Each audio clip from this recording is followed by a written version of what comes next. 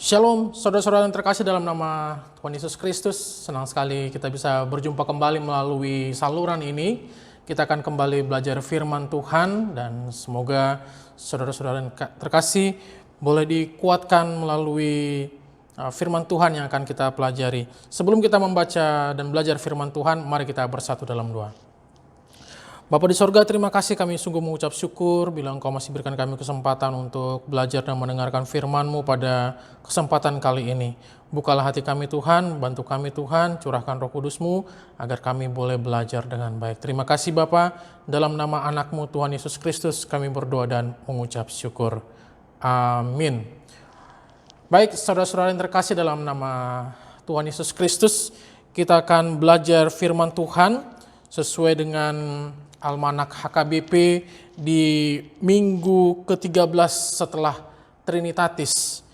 Nats khotbah yang disediakan melalui Almanak HKBP adalah tertulis di Lukas pasal 15 ayat 1 sampai ayat 10. Nats Alkitab ini akan kita baca untuk tema minggu, yaitu Allah menginginkan pertobatan, atau dalam bahasa Batak dikatakan di halomohon debatado hamubani roha. Dan nanti juga nats khotbah kita pada kesempatan kali ini akan didukung oleh nats epistel yang tertulis di Mazmur 51 ayat 1 sampai 10. Baik saudara-saudara yang terkasih, saya akan bacakan lebih dahulu Lukas 15 ayat 1 sampai 10 dengan perikop perumpamaan tentang domba yang hilang. Ayat 1, para pemungut cukai dan orang-orang berdosa biasanya datang kepada Yesus untuk mendengarkan Dia. Maka bersungut-sungutlah orang-orang Farisi dan ahli-ahli Taurat, katanya, Ia menerima orang-orang berdosa dan makan bersama-sama dengan mereka.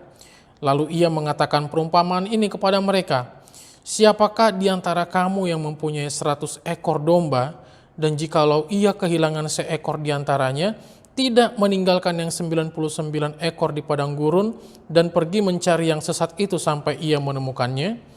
Ayat 5, dan kalau ia telah menemukannya, ia meletakkannya di atas bahunya dengan gembira.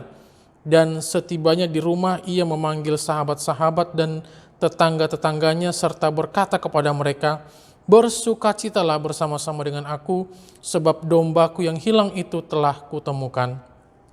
Aku berkata kepadamu, demikian juga akan ada sukacita di sorga karena satu orang berdosa yang bertobat, lebih daripada sukacita karena 99 orang benar yang tidak memerlukan pertobatan. Kemudian perikop ini ditambahkan di ayat 8 hingga ayat 10, yaitu perumpamaan tentang dirham yang hilang. Ayat 8, atau perempuan manakah yang mempunyai 10 dirham, dan jika ia kehilangan satu di antaranya, tidak menyalakan pelita dan menyapu rumah, serta mencarinya dengan cermat sampai ia menemukannya. Dan kalau ia menemukannya, ia memanggil sahabat-sahabat dan tetangga-tetangganya, serta berkata, bersukacitalah bersama-sama dengan aku, sebab dirhamku yang hilang itu telah kutemukan. Aku berkata kepadamu, demikian juga akan ada sukacita pada malaikat-malaikat Allah, karena satu orang berdosa yang bertobat. Demikian saudara-saudara yang terkasih, ayat firman Tuhan yang kita boleh renungkan pada kesempatan kali ini. Baik, kita mau langsung baca ada satu ayat yang tentunya sangat perlu kita perhatikan, yaitu kita coba perhatikan ayat 4 dan ayat 6b. Di Lukas 15 ayat 4 dikatakan, siapakah di antara kamu yang mempunyai 100 ekor domba, dan jikalau ia kehilangan seekor di antaranya, tidak meninggalkan yang 99 ekor di padang gurun, dan pergi mencari yang sesat itu sampai ia menemukannya. Kita harus garis bawahi di sini adalah pergi mencari yang sesat itu sampai ia menemukannya.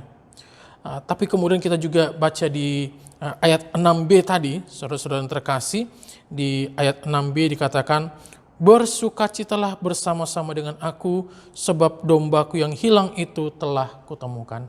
Yang saya mau katakan pada kesempatan kali ini untuk kita, saya pikir alih-alih kita bersukacita hari ini seperti yang ada di ayat 6b tadi, hari ini kita rasa-rasanya sepatutnya bersedih, bahkan sangat berduka harusnya, bukan bersuka ya.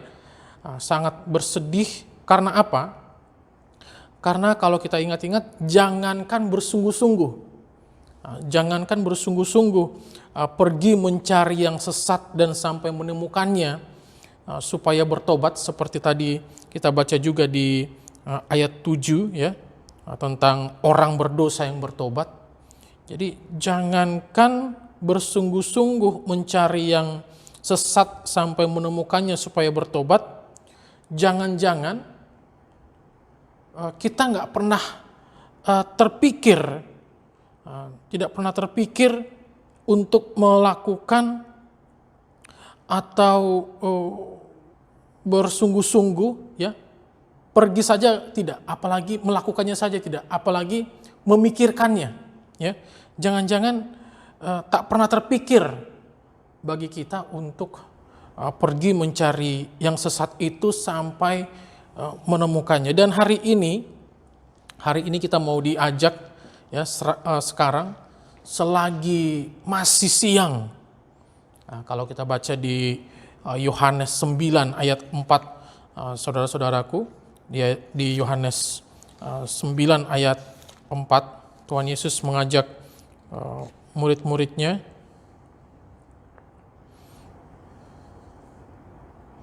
ya, kita harus mengerjakan pekerjaan Dia yang mengutus aku selama masih siang. Akan datang malam di mana tidak ada seorang pun yang dapat bekerja. Nah, jadi hari ini kalau dulu kita nggak pernah berpikir, nggak pernah terpikir, apalagi melakukannya. Jadi hari ini selagi masih siang, mari kita mulai mengatur langkah baru. Ya, mulai kita berpikir sekarang, dan langkahnya apa yang akan kita lakukan untuk mencari yang sesat itu sampai menemukannya. Kita atur langkah baru sekarang, jangan berlambat-lambat lagi seperti yang dulu. Jadi kalau kita baca lagi di Ibrani 5 ayat 11 sampai 14, ini ayat Alkitab yang sangat penting sekali juga yang perlu kita pegang untuk kita melangkah pergi mencari yang sesat sampai menemukannya. Ibrani 5 ayat 11 sampai 14. Katanya begini, dan ini perikopnya, peringatan supaya jangan murtad. Wah, nyambung sekali. Sangat nyambung sekali dengan topik kita hari ini ya. Peringatan supaya jangan murtad. Artinya gini, kalau setelah saya pelajari kembali, kalau kita nggak pergi mencari yang sesat itu, kalau kita tidak pergi mencari yang murtad itu, jangan-jangan pun sebenarnya kita sedang dalam kondisi murtad sebetulnya. Nah, ini kita diingatkan, ada peringatan supaya jangan murtad. Ini peringatan untuk kita yang belum pernah berpikir, yang belum pernah melangkah, dan yang mau dan baru mau akan melangkah, dan juga kepada mereka yang akan kita temukan, yang akan kita jumpai, supaya mereka bertobat, jangan murtad lagi. Dikatakan begini, tentang hal itu banyak yang harus kami katakan, tetapi yang sukar untuk dijelaskan, karena kamu telah lamban dalam hal mendengarkan. Nah, kita tadi saya dorong kita supaya jangan berlambat-lambat lagi seperti dulu. Nah, diingatkan juga melalui Ibrani 5 ayat 11 ini, karena kamu telah lamban dalam hal mendengarkan, sebab sekalipun kamu ditinjau dari sudut waktu, sudah seharusnya menjadi pengajar. Kamu masih perlu lagi diajarkan asas-asas pokok dari penyataan Allah, dan kamu masih memerlukan susu, bukan makanan keras. Sebab barang siapa masih memerlukan susu, ia tidak memahami ajaran tentang kebenaran, sebab ia adalah anak kecil. Tetapi makanan keras adalah untuk orang-orang dewasa, yang karena mempunyai panca indera yang terlatih untuk membedakan yang baik daripada yang jahat. Nah, kalau kita bicara tentang pertobatan, tentunya kita setelahnya akan punya kemampuan dan sudah terlatih tentunya untuk membedakan yang baik daripada yang jahat. Nah, ini luar biasa, saudara-saudara terkasih, kalau Anda boleh teruskan baca Ibrani 5 ini tadi ya. Baik, dan artinya apa? Kalau kita sudah berpikir sekarang, sudah mengatur langkah, jangan berlambat-lambat lagi. Nah, sekarang adalah mari kita lupakan salah yang dulu. Kita lupakan salah yang dulu dan kemudian jangan lagi larut dalam sungut-sungut. Nah, tadi kita baca juga di ayat 2 ya, ayat 1 dan ayat 2. Di ayat 2 dikatakan, bersungut-sungutlah orang-orang Farisi dan ahli-ahli Taurat. Nah, kita jangan seperti ini. Jangan lagi larut dalam sungut-sungut, larut dalam dosa. Tadi di ayat 1 dikatakan orang-orang berdosa. Nah, ya semua kita pasti orang berdosa. Tapi setelah hari ini, setelah kita belajar dari firman Tuhan dengan topik Allah menginginkan pertobatan, mulai hari ini, besok, sampai selamanya, sampai kita akhirnya meninggalkan dunia ini, kita setiap kali mau datang ke hadapan Tuhan, setiap kali mau datang ke ibadah kita adalah orang-orang yang tidak berdosa lagi, sudah bertobat. Itu yang paling penting, dan tidak bersungut-sungut lagi. Tidak bersungut-sungut lagi. Nah, ini yang perlu kita perhatikan. Dan setelah itu kita lihat sekitar gereja kita. Kita lihat sekitar gereja kita, siapa yang selama ini telah meninggalkan pertemuan-pertemuan ibadah. Nah, jadi kalau kita baca juga di Ibrani 10 ayat 25, saudara-saudaraku, Ibrani 10 kita baca ya. Saya harap kita lebih kaya lagi hari ini belajar firman Tuhan dari yang dulu-dulu. Kita baca di Ibrani 10 ayat 25. Ini dia, ayat 25 dikatakan di Ibrani 10, janganlah kita menjauhkan diri dari pertemuan-pertemuan ibadah kita, seperti dibiasakan oleh beberapa orang. Tetapi marilah kita saling menasihati dan semakin giat melakukannya menjelang hari Tuhan yang mendekat. Wah, ini luar biasa lagi nih, saudara-saudaraku. Setiap hari berlalu, berarti memang setiap hari akan semakin mendekat dengan kedatangan Tuhan Yesus yang kedua kali. Nah, sekarang apakah kita siap kalau ternyata itu besok atau malah hari ini, malam hari ini? Dan ketika kedatangan Tuhan atau hari Tuhan itu akhirnya terjadi, apakah kita sudah dalam keadaan bertobat? Nah, ini yang perlu kita perhatikan, bukan hanya kita saja, tapi mari kita lihat sekitar gereja kita saat ini. Kita perhatikan siapa yang selama ini telah meninggalkan pertemuan-pertemuan ibadah, seperti tadi kita baca di Ibrani 10 ayat 25, dan setelah itu mari kita pergi mencari sampai menemukannya. Seperti tadi kita diingatkan di Lukas 15 ayat 4. Nah, jadi saudara-saudara, tidak ada kata terlambat, sekalipun ternyata hari ini karena kondisi yang sangat buruk, kita hanya bisa ada di rumah misalnya. Bagi Anda yang sakit, bagi Anda yang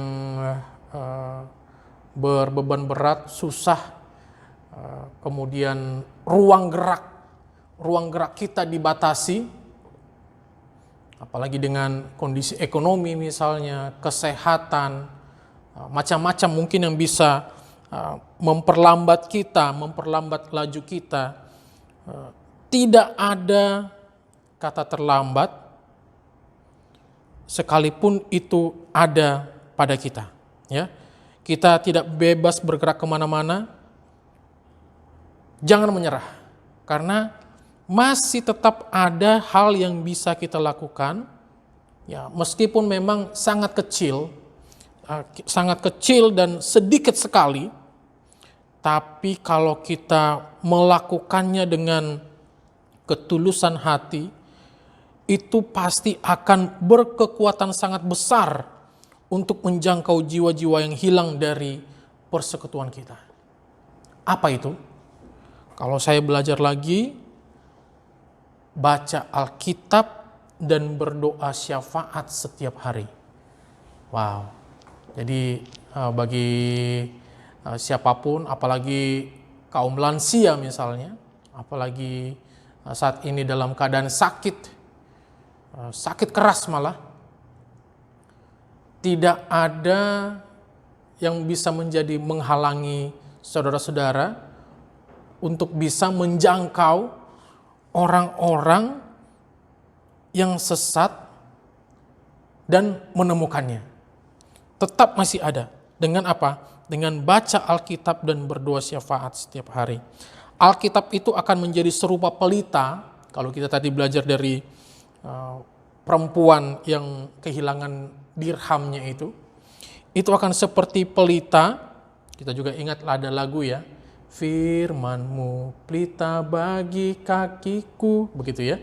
Nah, jadi ini akan menjadi serupa pelita untuk kita di rumah kita, dan doa syafaat kita tadi yang kita panjatkan itu bisa mengalir, bisa bergerak menembus seperti menyapu begitu ya. Menyapu, menembus ruang dan waktu, bisa menembus hal-hal yang sulit, menyapu setiap sudut sekitar kita, menemukan jiwa-jiwa yang hilang. Kita baca tadi di Lukas 15 ayat 8. Jadi baca Alkitab setiap hari, berdoa syafaat, dan doa kita itu akan seperti sapu. Sapu akan bisa menjangkau sudut-sudut yang mungkin tidak terjangkau dengan alat lain. Tapi di sana akan kita temukan yang kotor-kotor, yang kita gak lihat selama ini. Siapa itu? Itulah mereka, orang-orang yang sesat, dan akhirnya kita bisa menemukannya. Jadi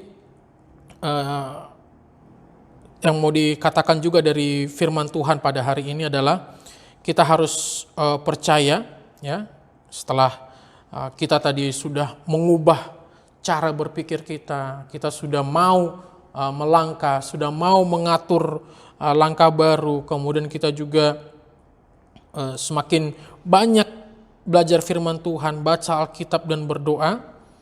Nah, saya mau katakan akhirnya dan percayalah, lihat saja nanti bagaimana kita akan merayakan dengan sukacita yang meluap-luap ketika jiwa-jiwa baru itu menerima Allah dengan pertobatan. Dan sekedar tahu saja saudara-saudara, untuk bulan September 2022 ini, tema pelayanan HKBP sepanjang bulan ini adalah menerima Allah dengan pertobatan. Dan saya percaya setelah kita belajar, kita perhatikan tadi firman Tuhan, kita akan merayakan dengan sukacita yang meluap-luap ketika jiwa-jiwa baru yang tersesat dan kita temukan tadi berkomitmen dalam pertobatan. Seperti tadi kita baca di Lukas 15 ya, dikatakan bagaimana setelah domba itu ditemukan, kemudian pemilik domba itu memanggil sahabat-sahabat dan tetangga-tetangganya serta berkata kepada mereka, bersukacitalah bersama-sama dengan aku sebab dombaku yang hilang itu telah kutemukan. Di ayat 6 tadi kita sudah baca. Dan kemudian semakin banyak pula akan mengalir datang ke persekutuan kita, jiwa-jiwa ini sebagai apa? Sebagai dampak dari kita mau membaca Alkitab dan berdoa syafaat setiap hari. Sekarang, saudara-saudara yang terkasih, coba kita baca kembali Ini adalah evangelium kita di Minggu Estomihi Almanak HKBP pada 27 Februari 2022. Menarik sekali. Kita baca di Yesaya 55 ayat 10 sampai 13, ya. Yesaya 10 dikatakan di sini di ayat 10 sampai ayat 13. Yesaya 55 ya, saya sudah temukan.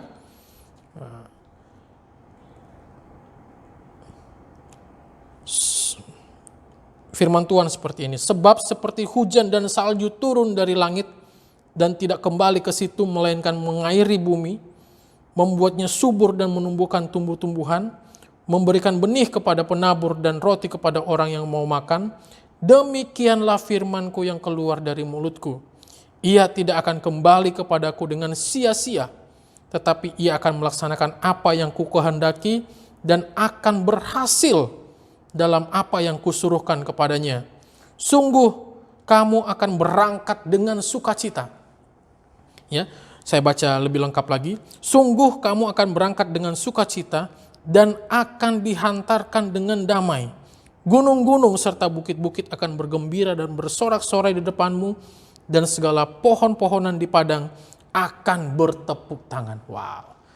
Jadi artinya apa, saudara-saudara? Ketika kita mau pergi mencari yang sesat itu sampai menemukannya, tapi kalau kita hanya dengan hikmat kita saja, kita tanpa membaca Alkitab dulu, kita tanpa berdoa dulu, hasilnya tidak akan maksimal. Tapi ketika kita mau pergi, mau melangkah mencari mereka, dan kita lebih dulu membaca Alkitab dan berdoa, firman Tuhan mengatakan, sungguh kamu akan berangkat dengan sukacita. Dan apalagi katanya, dan akan dihantarkan dengan damai. Bahkan tadi di atasnya dikatakan, akan berhasil. Akan berhasil. Jadi coba kita ingat-ingat lagi, selama ini ketika kita mau menjangkau orang-orang di sekitar kita, jiwa-jiwa baru, apakah kita, dan kalau kurang berhasil, coba kita ingat-ingat dulu, apakah kita sudah lebih dulu tekun membaca firman Tuhan, berdoa dengan tak putus-putus. Jangan-jangan kalau hasilnya selama ini belum seperti yang kita harapkan, ya coba kita pikir-pikir lagi. Saya khawatir jangan-jangan karena kita baca Alkitab ogah-ogahan sambil lalu begitu. Nah, jadi itu yang perlu didorong kepada kita saat ini, dan supaya atau ketika jiwa-jiwa itu akhirnya sudah bergabung dengan kita pun, sudah kita temukan. Nah, mereka ini ketika semakin banyak mengalir datang ke persekutuan kita, sebagai dampak dari kita membaca Alkitab, ini kemudian akan menjadi mitra kita bersama-sama, menjalin kesehatian. Ini akan menjadi teman persekutuan kita, untuk berkesehatian seperti orientasi pelayanan HKBP di tahun 2022 ini dengan ayat pelayanan Filipi 2 ayat 2. Mereka akan menjadi mitra kita, memajukan dan mengembangkan gereja kita. Amin. Kita mau gereja kita semakin maju, semakin berkembang, semakin bertumbuh. Ya, artinya juga dengan kehadiran jiwa-jiwa baru yang tadi tersesat dan kita sudah menemukannya.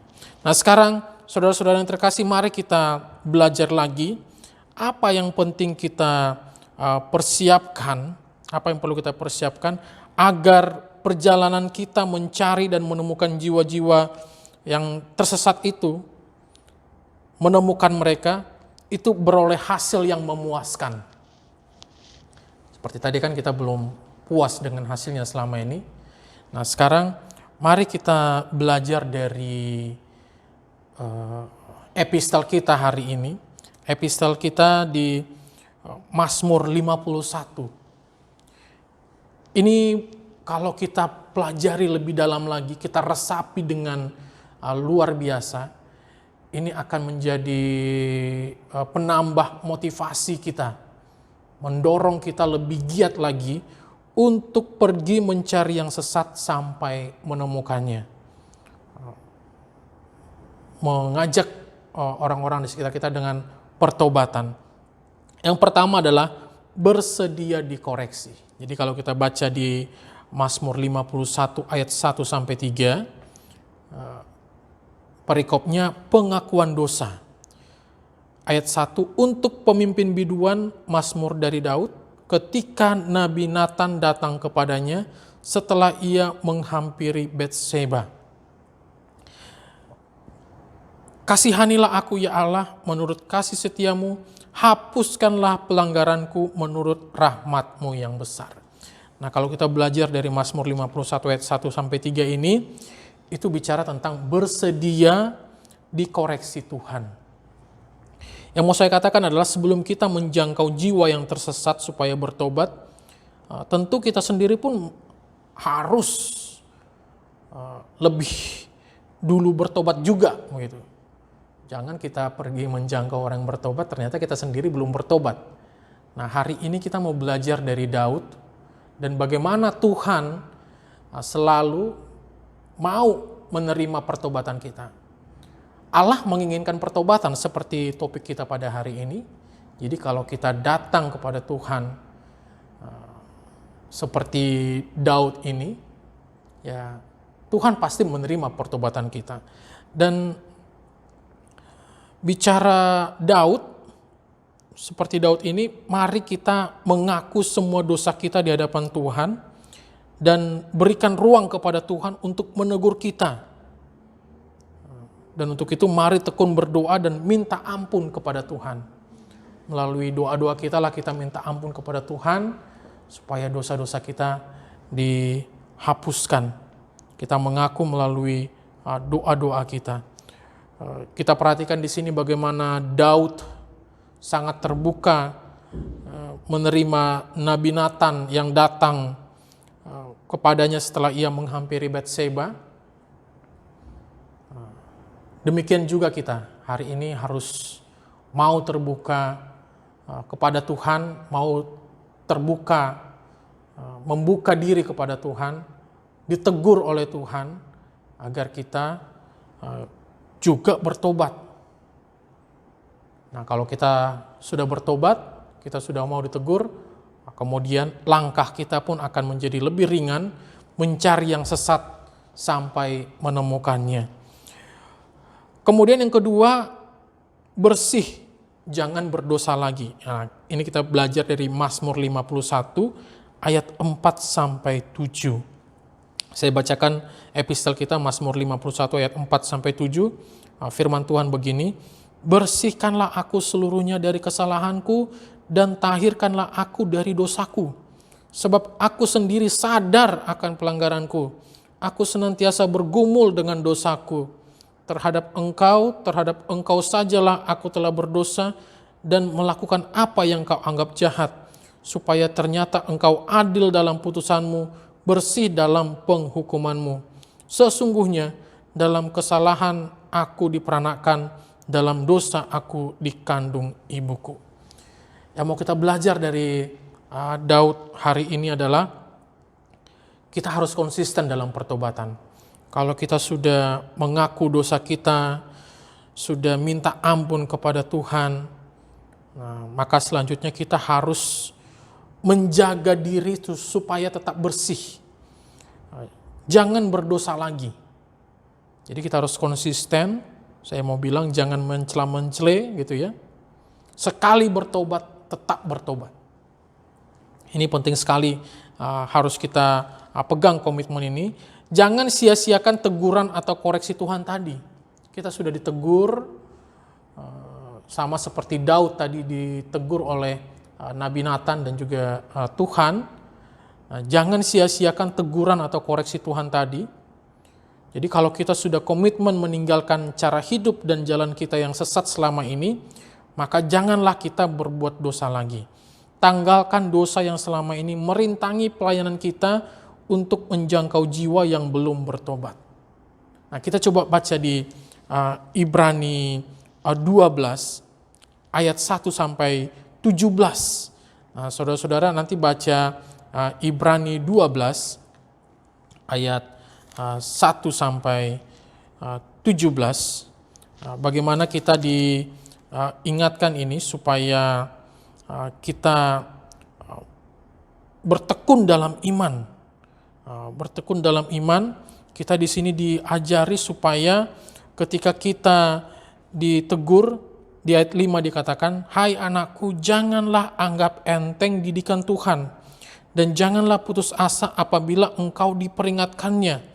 Karena Tuhan menghajar orang yang dikasihinya, dan ia menyesah orang yang diakuinya sebagai anak."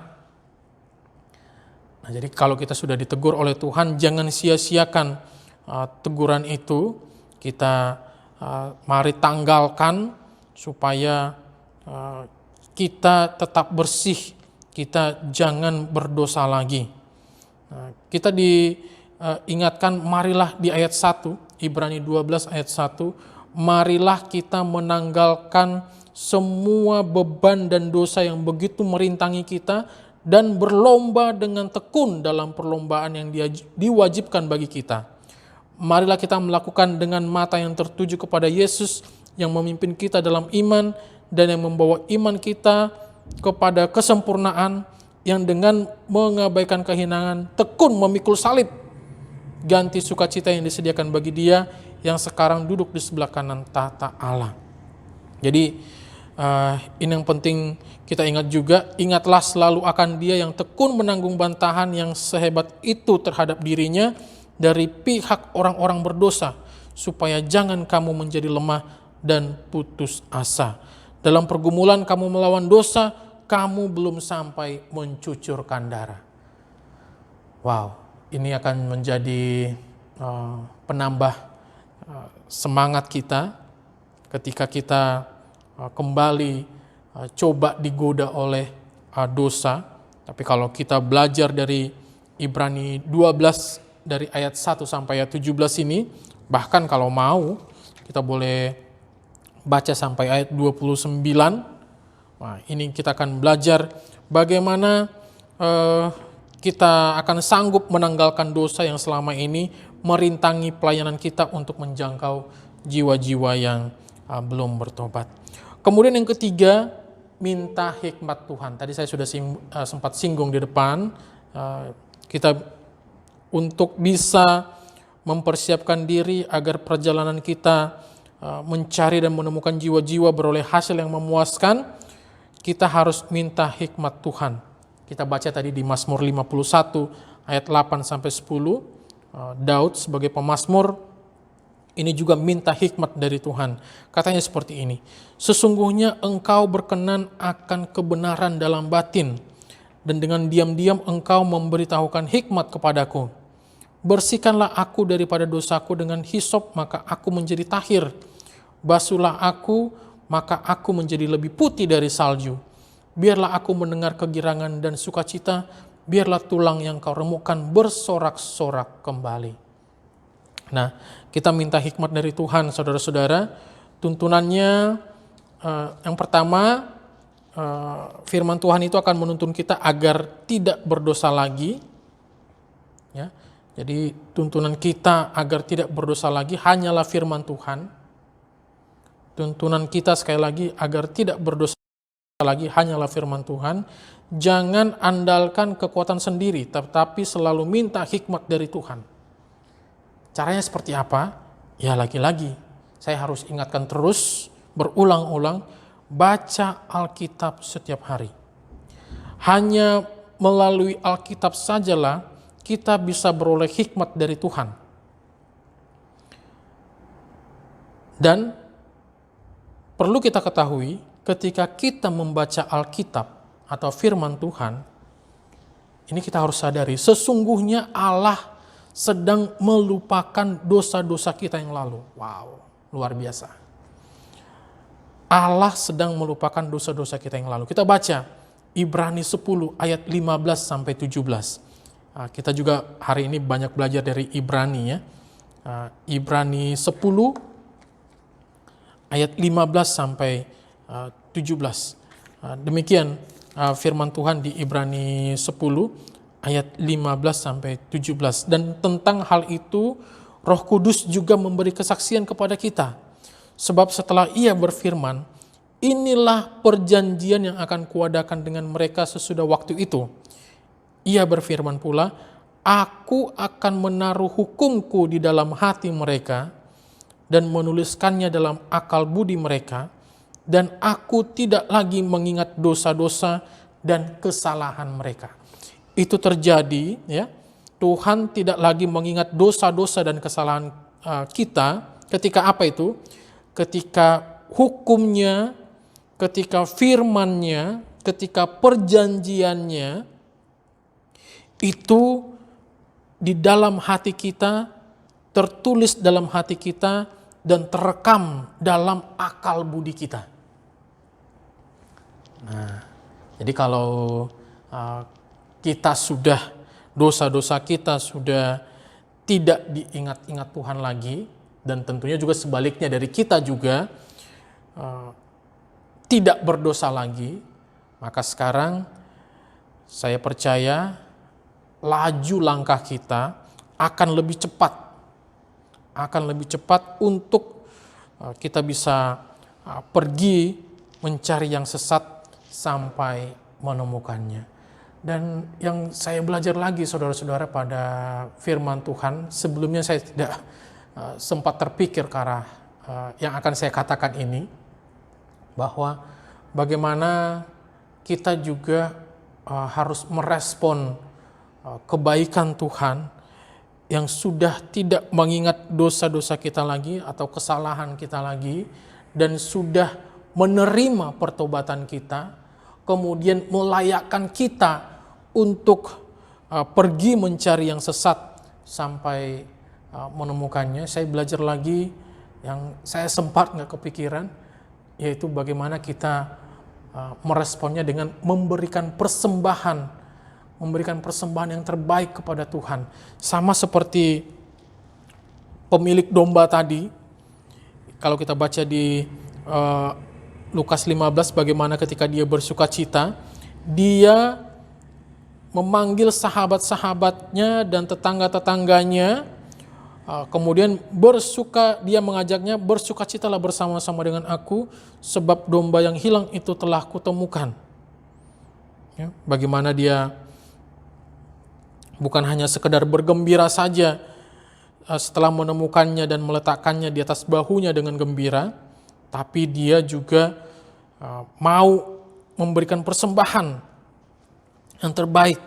Dia mengajak saudara-saudaranya, sahabat-sahabatnya, mengajak mereka bersukacita bersama-sama, dan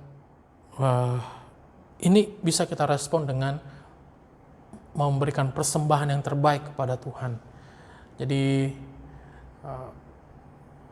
saya percaya juga setelah kita mau memberikan persembahan yang terbaik ini, kita akan lebih giat lagi, lebih cepat lagi, tidak berlambat-lambat lagi. Karena saya percaya ketika kita memberikan persembahan yang terbaik juga kepada Tuhan, seperti tadi firman Tuhan mengatakan, tidak kembali dengan sia-sia.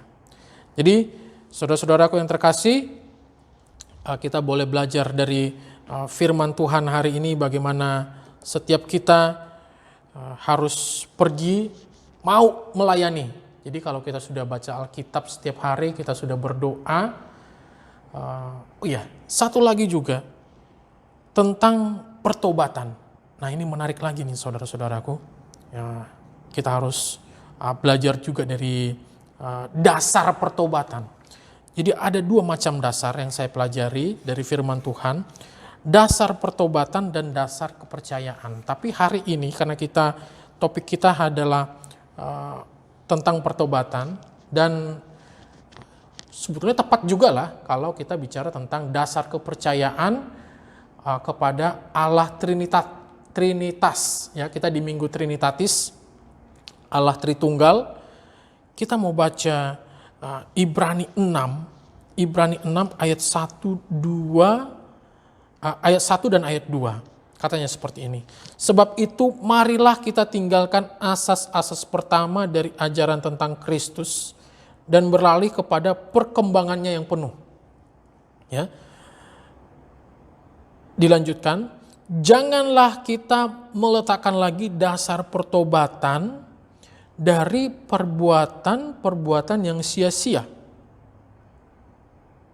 dan dasar kepercayaan kepada Allah, yaitu ajaran tentang pelbagai pembaptisan, penumpangan tangan, kebangkitan orang-orang mati, dan hukuman kekal.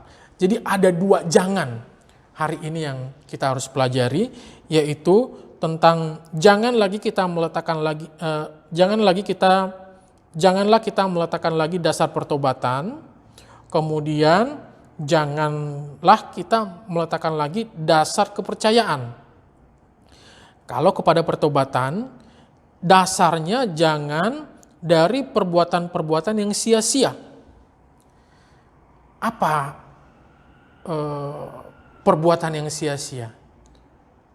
Kalau kita baca kemarin di ayat harian Almanak HKBP, ayat-ayat di bawahnya itu ya, hukum Taurat, jangan membunuh, jangan berzina, jangan mencuri, jangan menginginkan barang atau milik sesamamu, dan lebih banyak lagi hal-hal yang tidak berguna, hal-hal perbuatan yang sia-sia yang kita lakukan, dan dasar pertobatan kita jangan dari sana. Artinya begini, kalau kita tadinya punya kebiasaan mencuri, tapi kita kemudian tidak mencuri lagi, itu pada dasarnya belum bertobat. Bukan itu dasar pertobatan kita. Atau misalnya ada seseorang yang berzina, selingkuh dari pasangannya misalnya. Tapi lambat laun dia memutuskan tidak berzina lagi, tidak selingkuh lagi. Jangan kalau kita sudah tidak berzina lagi kemudian merasa sudah bertobat. Atau ada orang yang membunuh, bahkan dalam beberapa kali melakukan pembunuhan dan belum ketahuan misalnya. Kemudian hari ini, besok atau lusa tidak membunuh lagi. Jangan menganggap itu sudah bertobat. Karena apa? Karena itu memang dasarnya perbuatan yang sia-sia. Tapi kita mau diajak firman Tuhan hari ini, dasar pertobatan kita jangan kita letakkan dari perbuatan-perbuatan yang sia-sia. Artinya apa? Dasar pertobatan kita adalah dari perbuatan yang berguna. Sekarang pertanyaannya adalah, baca Alkitab setiap hari berguna enggak? Berguna tentu.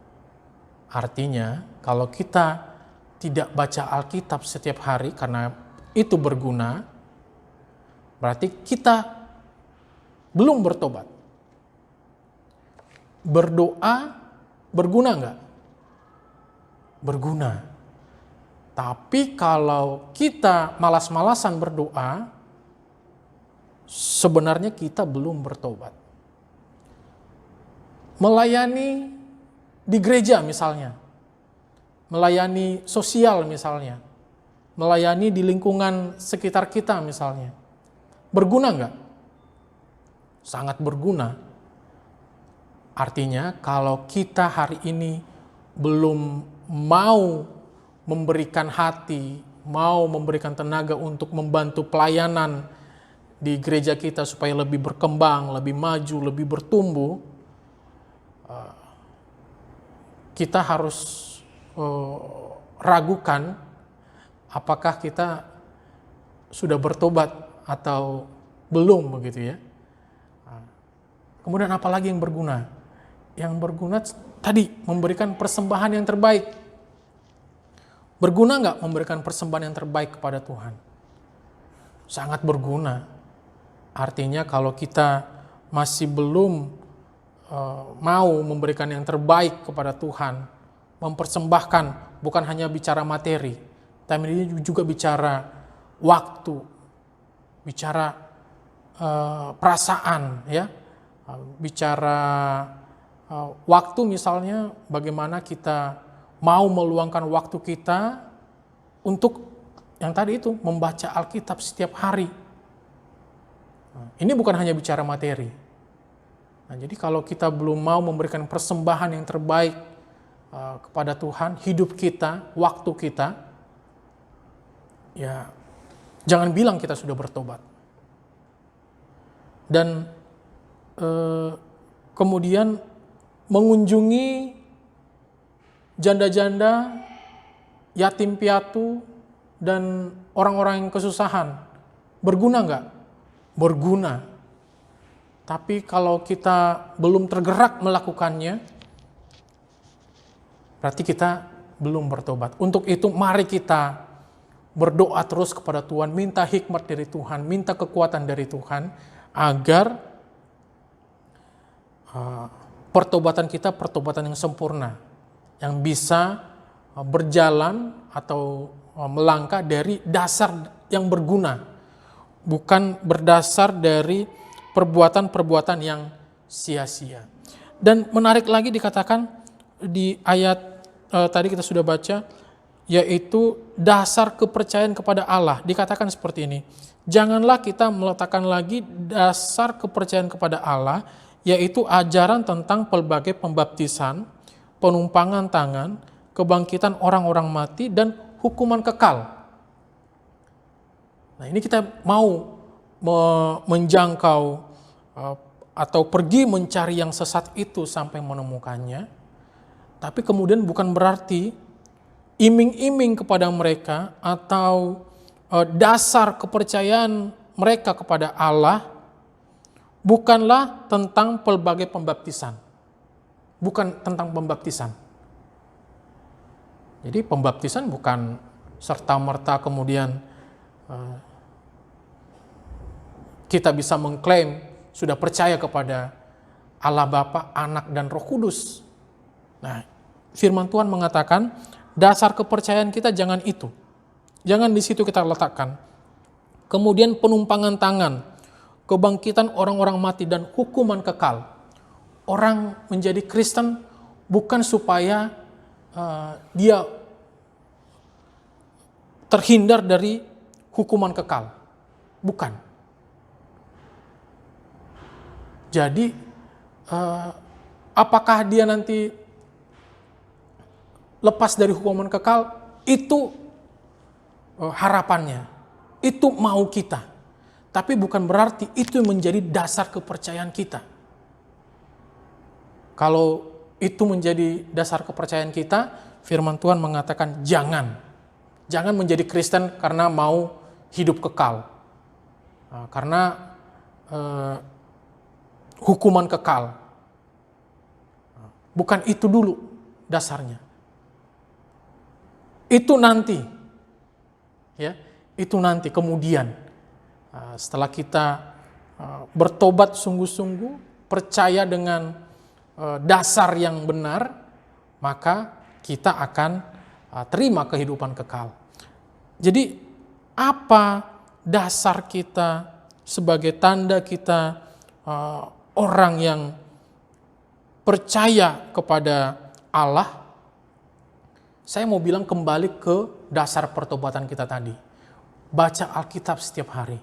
Jadi jangan katakan kita percaya kepada Allah Bapa, Anak, dan Roh Kudus kalau kita tidak baca Alkitab setiap hari.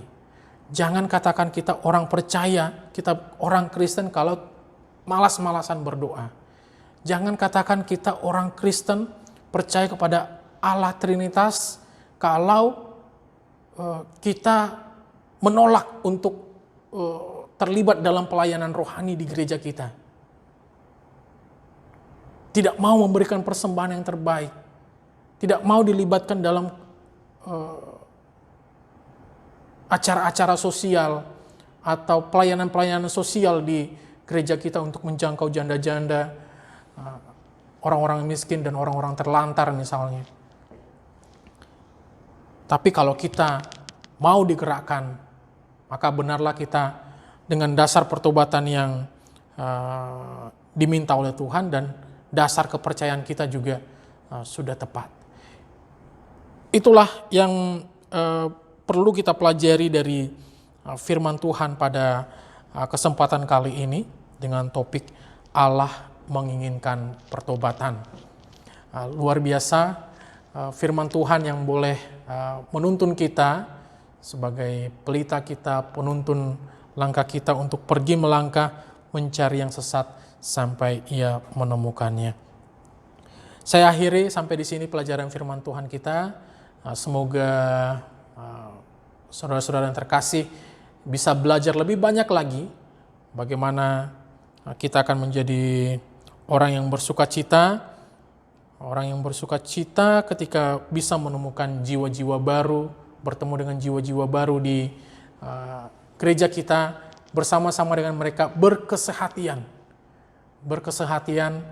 seperti orientasi pelayanan HKBP sepanjang tahun 2022 ini.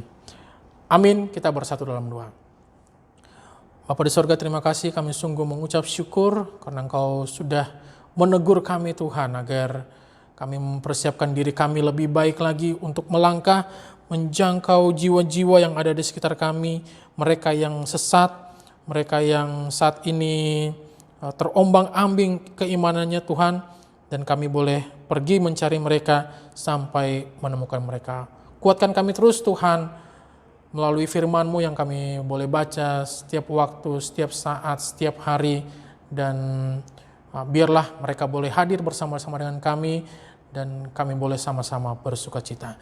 Kami berdoa hanya dalam nama anak-Mu Tuhan Yesus Kristus, Juru Selamat kami yang hidup. Amin.